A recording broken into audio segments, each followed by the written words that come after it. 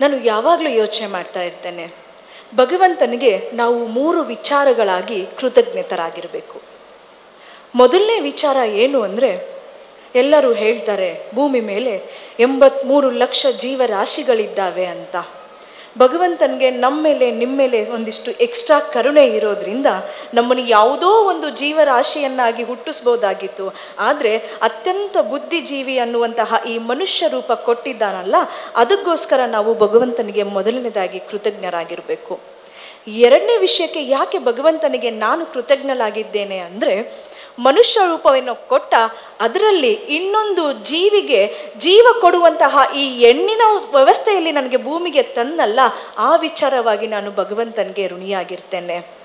ಮೂರನೇ ವಿಚಾರ ಯಾಕೆ ನಾನು ಭಗವಂತನಿಗೆ ಕೃತಜ್ಞನಾಗಿರ್ತೇನೆ ಅಂದರೆ, ಒಂದು, ಮನುಷ್ಯ ರೂಪದಲ್ಲಿದ್ದೇನೆ, ಹೆಣ್ಣಾಗಿ ಹುಟ್ಟಿದ್ದೇನೆ.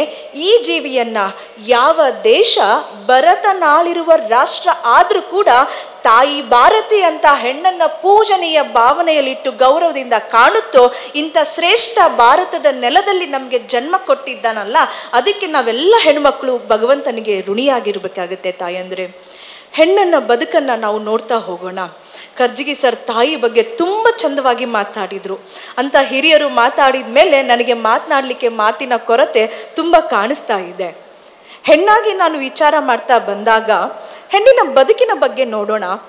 ಯಾರೋ ಒಂದು ದಂಪತಿಗಳು ಕಂಡ ಕನಸಿನ ಕುಡಿಯಾಗಿ ಹುಟ್ಟುತ್ತೇವೆ. ಮಗಳು ಹುಟ್ಟಿದ ತಕ್ಷಣವೇ ಅಪ್ಪ ಅಮ್ಮನಿಗೆ ಎಲ್ಲಿಲ್ಲದ ಸಂಭ್ರಮ ಸಡಗರ.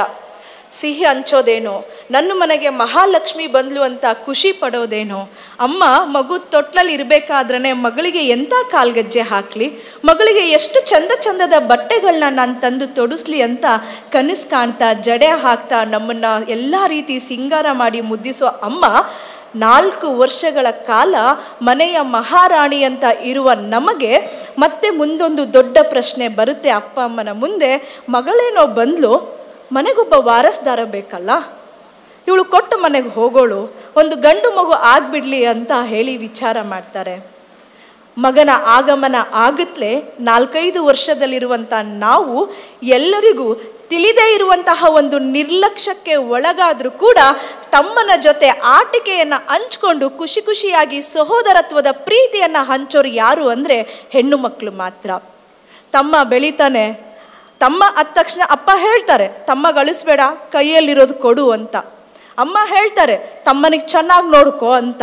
ತನ್ನ ಬಾಲ್ಯಾವಸ್ಥೆಯೊಳಗೆ ತನ್ನ ಪ್ರೀತಿ ವಾತ್ಸಲ್ಯವನ್ನು ತನ್ನ ಸಹೋದರನಿಗಾಗಿ ದಾರೆ ಎರೆಯುವಂತಹ ತ್ಯಾಗಮೂರ್ತಿ ಏನಾದರೂ ಇದ್ದರೆ ಅದು ಹೆಣ್ಣು ಮಾತ್ರ. ಓದ್ತಾ ಇರಬೇಕಾದ್ರೂ ಕೂಡ ವ್ಯತ್ಯಾಸಗಳು ಬರುತ್ತೆ.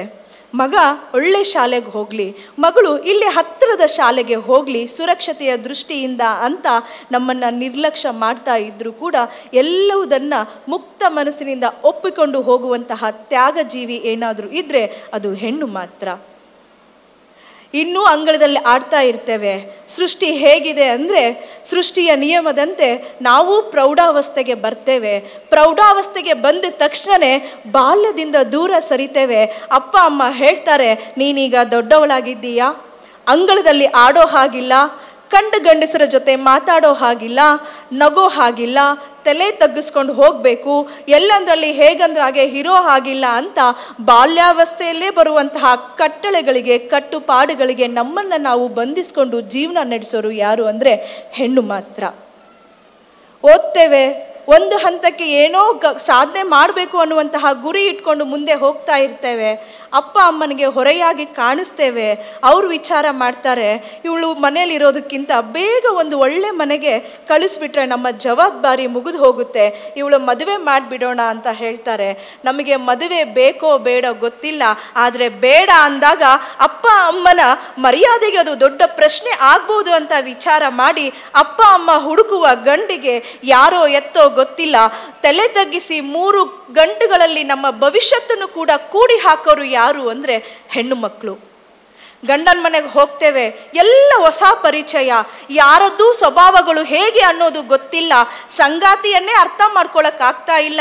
ಅಮ್ಮನ ಪ್ರೀತಿಯಲ್ಲಿ ಬೆಳೆದವರು ಆಗಲೇ ಅತ್ತೆಯ ಕಟ್ಟಡೆಯಲ್ಲಿಗೆ ಹೋಗಬೇಕು ಅಂದರೆ ತುಂಬ ಭಯ ಆಗ್ತಾ ಇದೆ, ಕಳವಳ ಆಗ್ತಾ ಇದೆ. ಆಗ ಅಮ್ಮನಿಗೆ ಫೋನ್ ಮಾಡಿದರೆ ಹೇಳ್ತಾಳೆ, ಅದೇ ನಿನ್ನ ಮನೆ ಕಣೆ, ನೀನು ಅಲ್ಲೆಲ್ಲರಿಗೂ ಹೊಂದಾಣಿಕೊಂಡು ಹೋಗೋದು ಕಲಿಬೇಕು ಅನ್ನುವಂಥ ಬುದ್ಧಿ ಮಾತು ಅಮ್ಮನಿಂದ ಬರುತ್ತೆ. ಅಮ್ಮ ಹೇಳಿದ್ದಾಳೆ ಎಲ್ಲರ ಜೊತೆಗೆ ಚೆನ್ನಾಗಿರಬೇಕು ಅಂತ. ನಮ್ಮೆಲ್ಲ ಆಸೆ ಆಕಾಂಕ್ಷೆಗಳನ್ನ ಬದಿಗೊತ್ತಿ ಆ ಮನೆಯ ಪರಿಸರಕ್ಕೆ ಒದ್ಕೊಂಡು ನಾವು ಜೀವನ ಮಾಡ್ಲಿಕ್ಕೆ ಪ್ರಾರಂಭ ಮಾಡ್ತೇವೆ, ಎಲ್ಲರನ್ನ ಅರ್ಥ ಮಾಡ್ಕೊಳ್ತಾ ಇರ್ತೇವೆ. ಆಗ ಮತ್ತೆ ಬರ್ತಾರೆ ಜನ ನಮ್ಮ ಸ್ತ್ರೀತನವನ್ನು ಪ್ರಶ್ನೆ ಮಾಡಲಿಕ್ಕೆ. ಯಾಕ್ರಿ ಮದುವೆ ಆಯಿತು, 2 ವರ್ಷ ಆಯಿತು, ಏನೂ ಹೊಸ ಸುದ್ದಿ ಇಲ್ಲೇನು ಅಂತ ನಮ್ಮ ಸ್ತ್ರೀತನಕ್ಕೆ ಒಂದು ಸವಾಲನ್ನು ಹಾಕ್ತಾರೆ.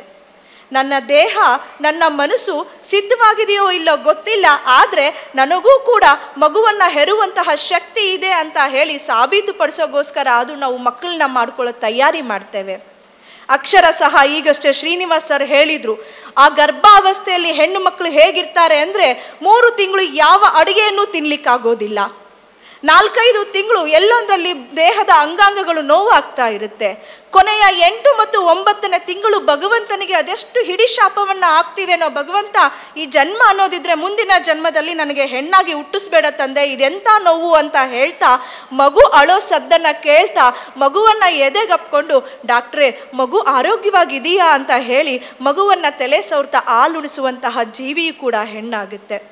ತಾಯಂದ್ರೆಲ್ಲ ಗೊತ್ತಿದೆ, ನಾವು ಹೇಳ್ತೇವೆ ತವ್ರ ಮನೆಯಲ್ಲಿ ನೀವು ಮಕ್ಕಳು ಮದುವೆ ಮಾಡೋದಾದರೆ ಏಪ್ರಿಲ್ ಮೇನಲ್ಲಿ ಮಾಡಿ, ನನ್ನ ಮಕ್ಕಳು ರಜೆ ಇದ್ದಾಗ ಮಾತ್ರ ಬರ್ತೇನೆ, ಶಾಲೆ ಸಮಯದೊಳಗೆ ನಾನು ಬರೋಕ್ಕಾಗೋದಿಲ್ಲ ಅಂತ ಮಕ್ಕಳ ಒಂದು ವಿದ್ಯಾಭ್ಯಾಸಕರ ಕೂಡ ತವ್ರ ಮನೆಯ ವಾತ್ಸಲ್ಯವನ್ನು ತ್ಯಾಗ ಮಾಡೋರು ಯಾರು ಅಂದರೆ ಹೆಣ್ಣು ಮಕ್ಕಳು. ಕನಸು ಕಾಣ್ತೇವೆ ನನ್ನ ಮಗ ಚೆನ್ನಾಗಿ ಆಗ್ತಾನೆ, ನಮ್ಮನ್ನು ಚೆನ್ನಾಗಿ ನೋಡ್ಕೊಳ್ತಾನೆ ಅಂತ ಮಕ್ಕಳ ಭವಿಷ್ಯತ್ಗೋಸ್ಕರ ಸರ್ವಾಂಗಣವನ್ನು ತ್ಯಾಗ ಮಾಡಿ ನಿಂತಿರ್ತೇವೆ. ಮುಂದೊಂದು ದಿನ ಬರುತ್ತೆ, ಪ್ರೀತಿಯಿಂದ ಹೆತ್ತಿರುವ ಮಗನನ್ನು ಬೇರೆ ಹುಡುಗಿಯನ್ನು ತಂದು ಪ್ರೀತಿಯನ್ನು ಹಂಚುವಾಗೂ ಕೂಡ ತಾಯಿಗೆ ಒಳಗಡೆ ಎಷ್ಟು ಸಂಕಟ ಇರುತ್ತೆ.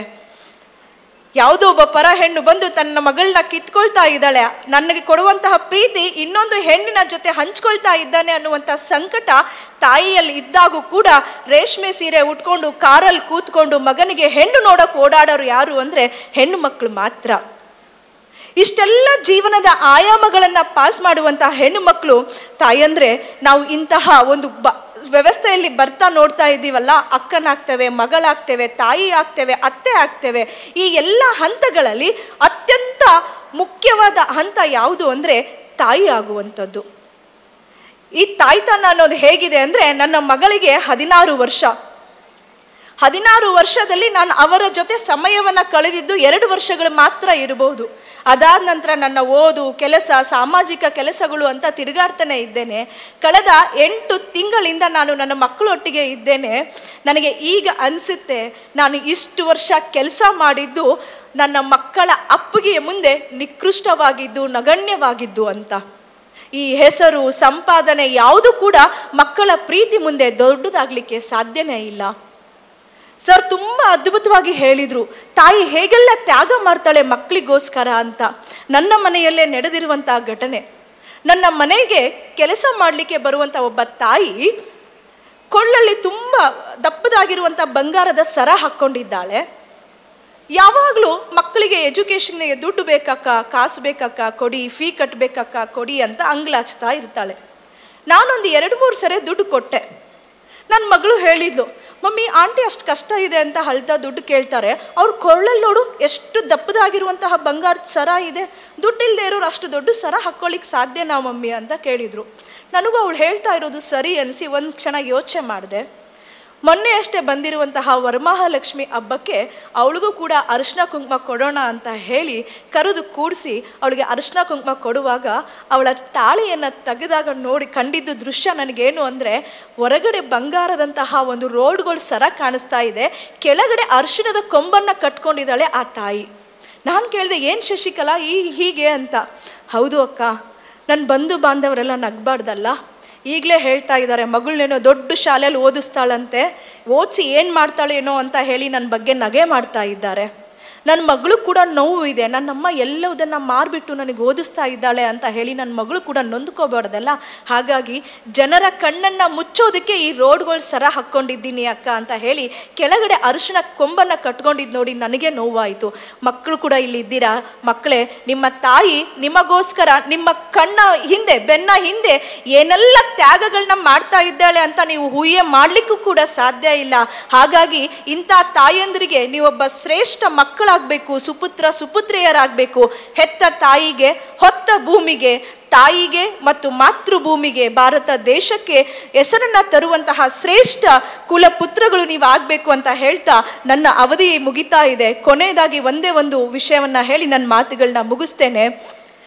ಯಾವಾಗಲೂ ಮೈ ತುಂಬ ಸೆರಗು, ಹಣೆ ತುಂಬ ಬೊಟ್ಟು, ಅದೇ ಮಂದಹಾಸ, ಅವ್ರನ್ನ ನೋಡಿದ ತಕ್ಷಣ ದೊಡ್ಡ ದೈವಿ ಕಳೆ. ಆ ತಾಯಿಗೆ ಈ ಸರಿ ಪದ್ಮಶ್ರೀ ಪ್ರಶಸ್ತಿ ಬಂತು. ಆ ತಾಯಿ ಹೆಮ್ಮೆ ಪಡುವಂಥ ವಿಷಯ ಏನು ಅಂದರೆ, ಈ ಕಲಬುರಗಿಯ ನೆಲದವರೇ ತಾಯಿ ವಿಜಯಲಕ್ಷ್ಮಿ ದೇಶಮಾನೆ ಅಂತ. ತಾಯಿ ಅಂದರೆ ಆ ತಾಯಿ ಹೇಳ್ತಾರೆ, ಮೊನ್ನೆ ಇಂಟರ್ವ್ಯೂವಲ್ಲಿ ನಾನು ನೋಡಿದೆ, ನಾನು ಎಂಥ ಸಮುದಾಯದಿಂದ ಬಂದಿದ್ದೇನೆ ಅಂದರೆ, ನನ್ನ ಸಮುದಾಯ ಬೀದಿಯ ಬದಿ ಚಪ್ಪಲಿಗಳನ್ನ ಹೊಲಿಯುವಂಥ ಸಮುದಾಯದವಳು. ಅದೇ ಸಮುದಾಯದಿಂದ ಬಂದ ನಾನು ಆಪರೇಷನ್ ಥಿಯೇಟ್ರಲ್ಲಿ ಜನರ ಚರ್ಮವನ್ನು ಹೊಲಿಗೆ ಹಾಕಿದೆ. ನಾನಿನ್ನೂ ಅದೇ ಸಮುದಾಯದವಳು ಅನ್ನುವಂಥ ಹೆಮ್ಮೆ ನನಗಿದೆ ಅಂತ ಆ ತಾಯಿ ಹೇಳ್ತಾರೆ.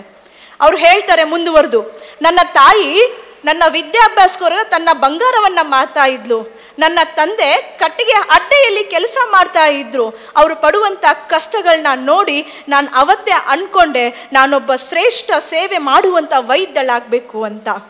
ತಾಯಂದ್ರೆ, ನಿಜವಾದ ಮಹಿಳಾ ಸಬಲೀಕರಣ ಅಂದರೆ, ನಿಜವಾದ ಮಹಿಳಾ ಸಮಾನತೆ ಅಂದರೆ ನಾವು ಗದ್ದಲ ಸದ್ದುಗಳನ್ನ ಮಾಡೋದು ಅಲ್ಲ, ಸದ್ದು ಗದ್ದಲ ಇಲ್ಲದೆ ಮಾಡುವಂತಹ ಸೇವೆಗೆ ರಾಷ್ಟ್ರವೇ ಬಾಗಿತ್ತಲ್ಲ.